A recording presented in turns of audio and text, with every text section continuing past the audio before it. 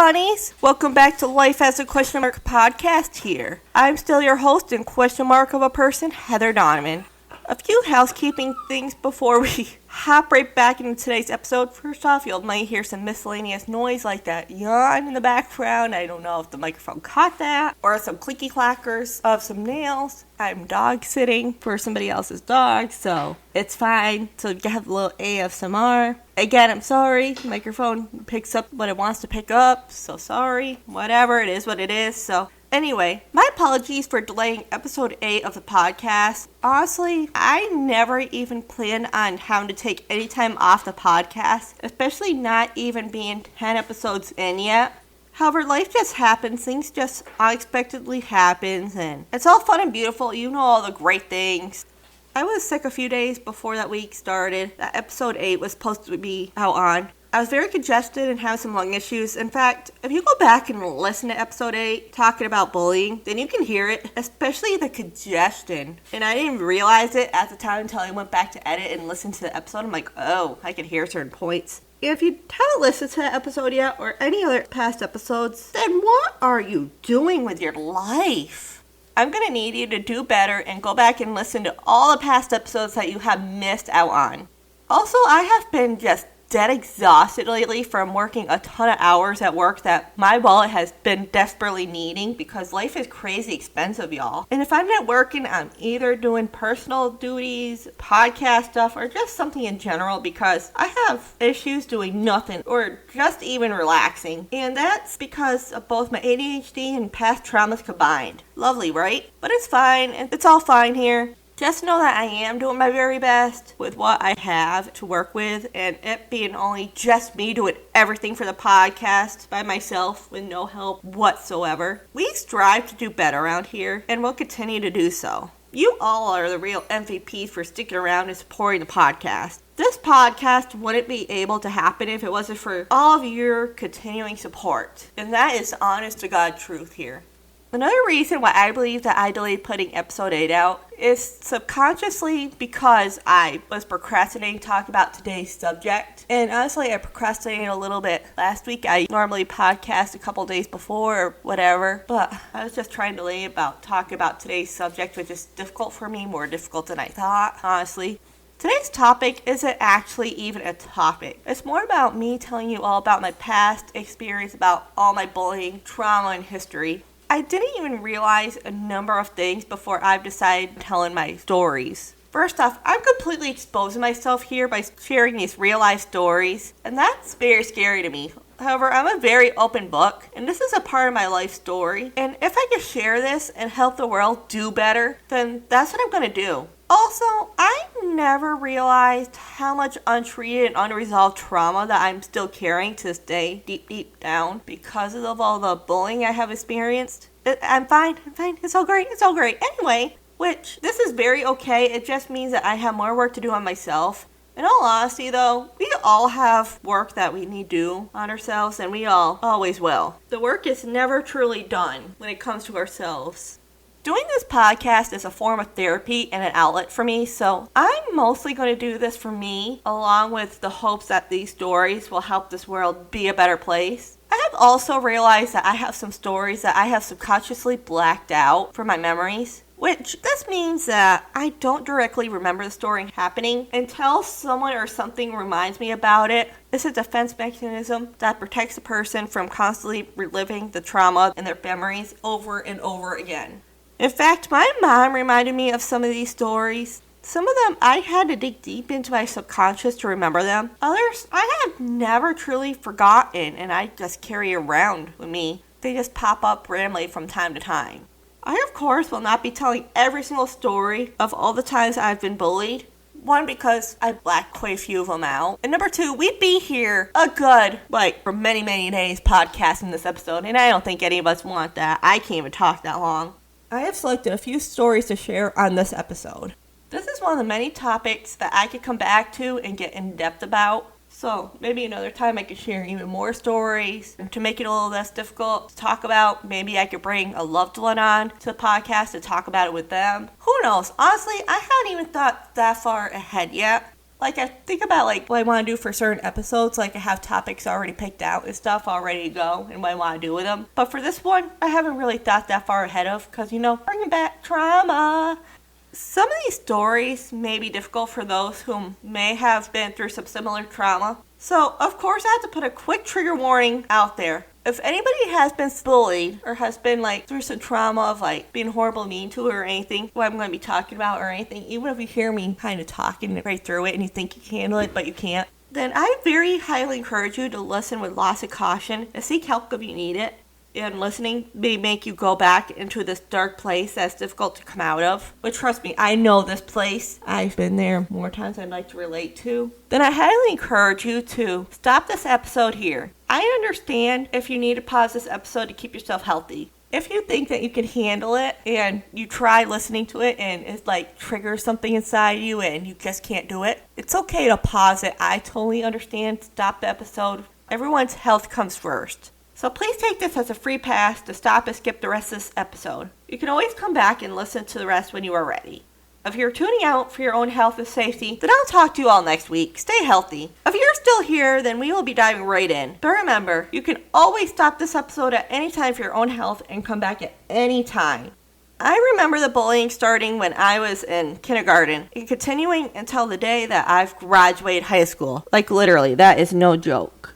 And let me tell you, I couldn't get out of there fast enough. I didn't even get any pictures from graduating that night. If I could have, there's one video out there. I think I saw it on Facebook or something. There's this one picture of this girl who just got her diploma and just walked off stage and continued walking right out of school. I wish I would have thought about that. Would have been so me. Because what have they been able to do? Honestly, I was already done with the place. I never had any real friends until I was in 9th grade. So by the time I finally made friends, I didn't know how to really be a friend or how to be when I was around with friends.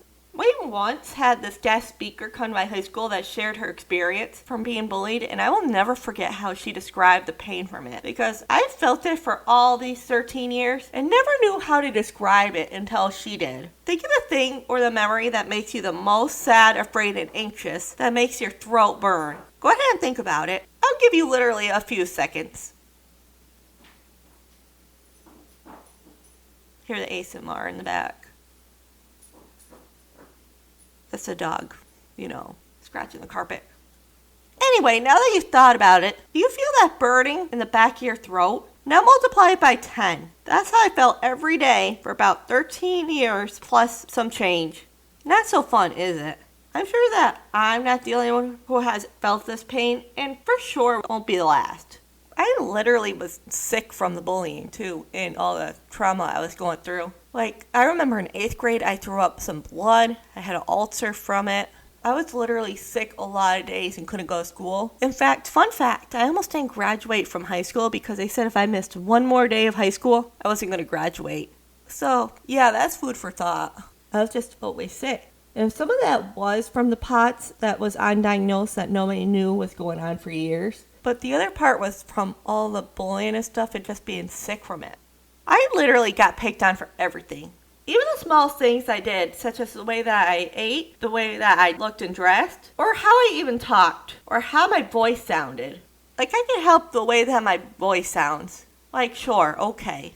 In the hallways, I was kicked, especially when I was on the floor getting my books out of my locker, spit on, especially my hair, and I was hit, especially in the head. So the first story that I'm going to be telling you happened when I was in 7th grade.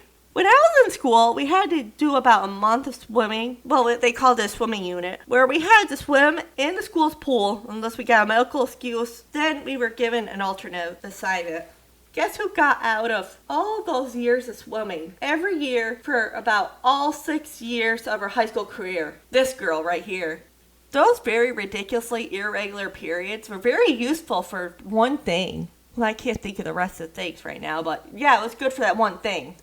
And now that we've officially lost all the male audience, once upon a time there was this thing before Facebook was around that's called MySpace. Ask your parents about it. Ask an older loved one about it. They'll be able to tell you more about it. So I messaged this one girl. We'll call her Karen because she was a real Karen.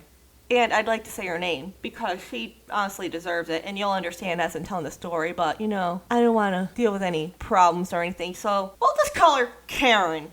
Because I forgot when the swimming unit was ending, and I wanted to make sure that it was ending that week because I had to bring back my gym clothes to school from home because I brought them home to wash them and didn't bring them back yet because I knew that I wouldn't be needing them for at least a month. So why would I bring them back? So I messaged her to ask, and this is well, it's not the exact response, but this is a very exact similar response that this Karen sent to me.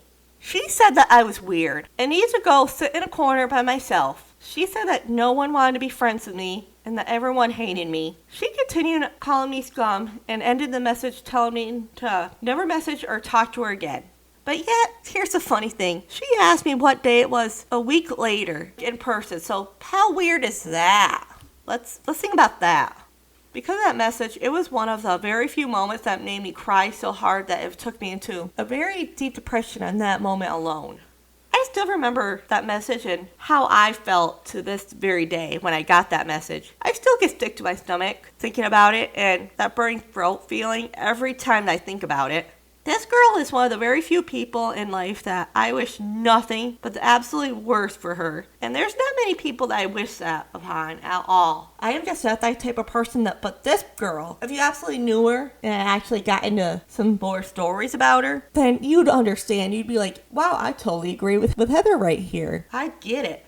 And honestly, if she was to come back too and try to say this didn't happen, then I could probably go back and log into this old MySpace. Because I bet you could probably get into it somehow and get the receipt. Because I still had the receipt.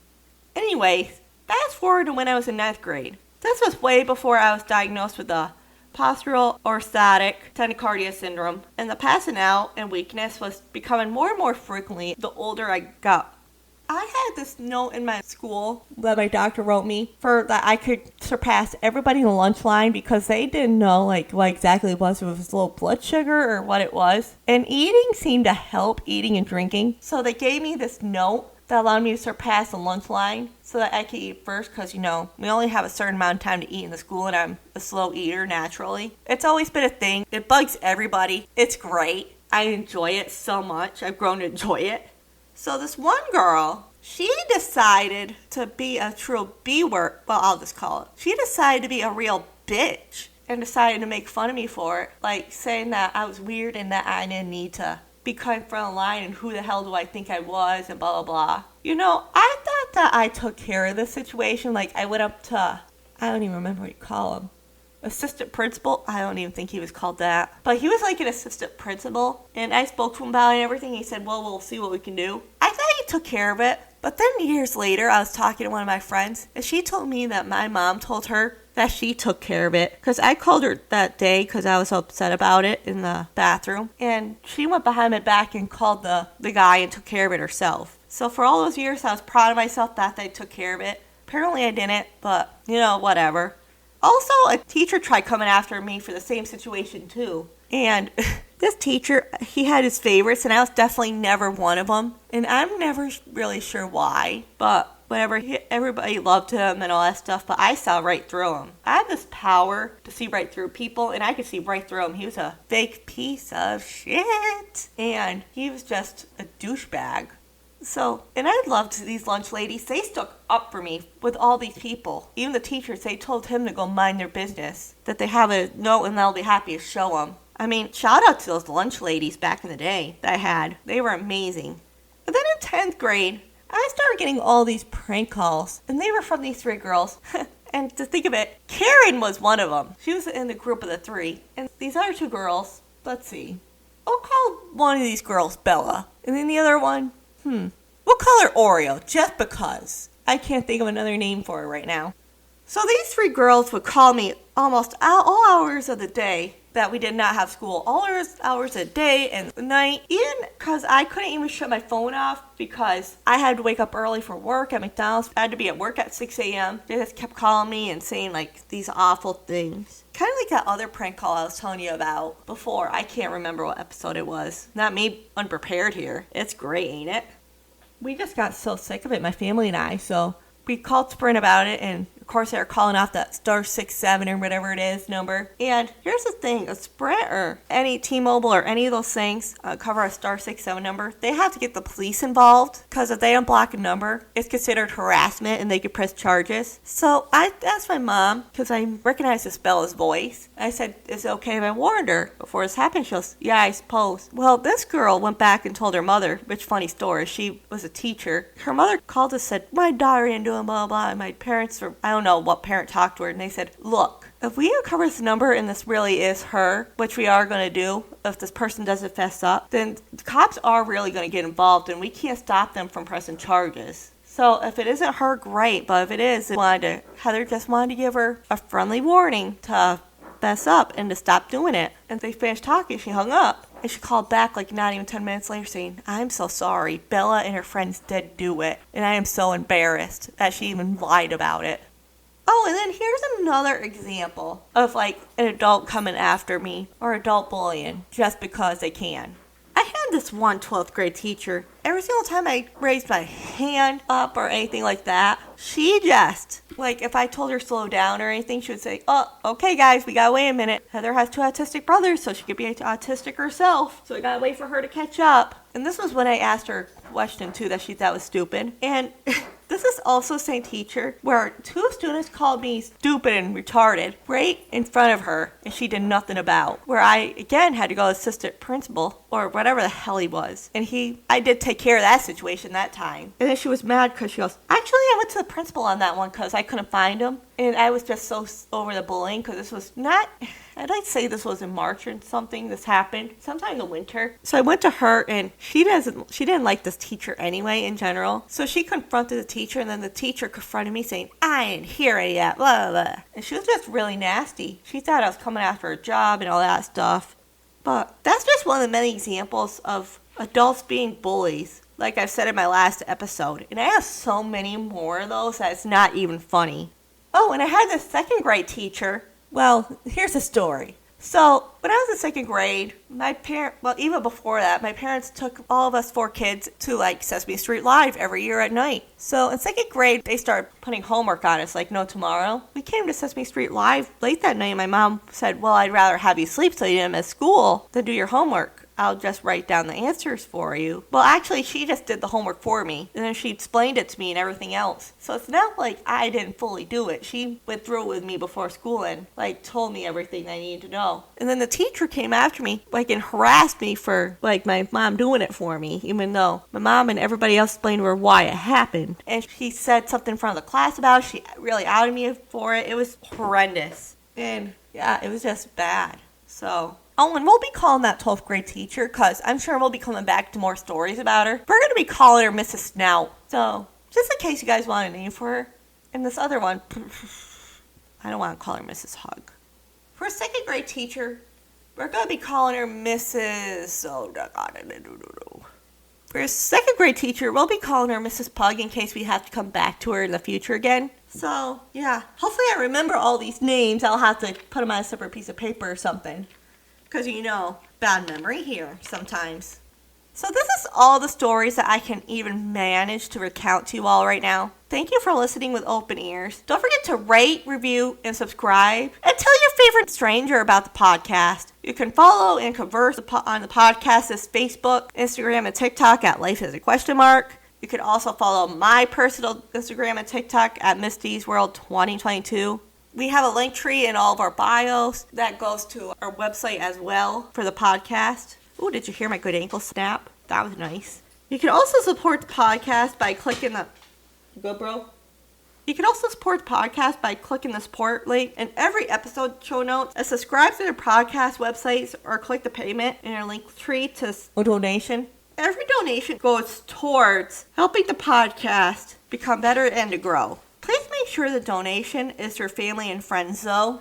This week, I am not only dedicating a song to all of you, but to myself as well. This song is from the movie called The Greatest Showman, and it is a song, This Is Me, by, oh god, I would slaughter this name, and I apologize in advance, by Kayla Settle and The Greatest Showman Assemble. Fun fact, this was my finale song that was used in one of my old dance studios dance recitals. So thanks for tuning in, guys. In this tough episode, I'm sorry if this isn't one of my best ones. This one was very hard for me. And talk to you all next week. And please be kind to everyone. This does definitely not mean that you have to be friends with everyone or even like everyone. Just be kind, because you never know what is going on in their personal lives.